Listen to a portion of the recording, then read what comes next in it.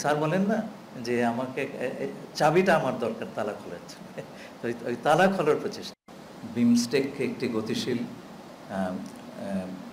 সংস্থা হিসাবে এগিয়ে নিয়ে যাওয়ার, বিমস্টেক সদস্যদের নাম দেখলে আপনারা বুঝতে পারবেন যে এখানে দক্ষিণ এশিয়ার সদস্য রাষ্ট্র যেমন আছেন, তেমনি দক্ষিণ পূর্ব এশিয়ার থাইল্যান্ডও আছে। সুতরাং এটা এই দুটো অঞ্চলের একটা যোগসূত্র এবং দু অঞ্চলের যে ইকোনমিক ডাইনামিজম সেটা অর্জন করার একটা ইনস্ট্রুমেন্ট বিমস্টেক হতে পারে, সেই পটেনশিয়াল তার আছে। আগামী 2 বছরে আমাদের প্রধান উপদেষ্টা, মাননীয় প্রধান উপদেষ্টা এই বিষয়ে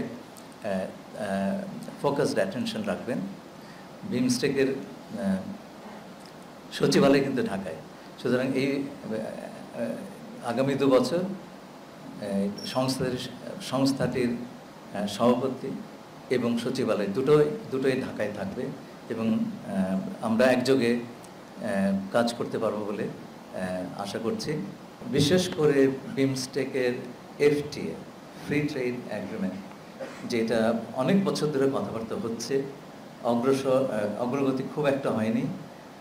এই ক্ষেত্রে আমরা প্রাণ সঞ্চার করার একটা প্রচেষ্টা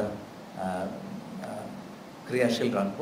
সম্মেলনে বিমস্টেকের সদস্য রাষ্ট্রগুলোর মধ্যে একটি চুক্তি স্বাক্ষরিত হয়, ম্যারিটাইম ট্রান্সপোর্ট কোঅপারেশন, এবং তাতে আমরা আশা করছি আগামী বছরগুলোতে এই দেশগুলোর মধ্যে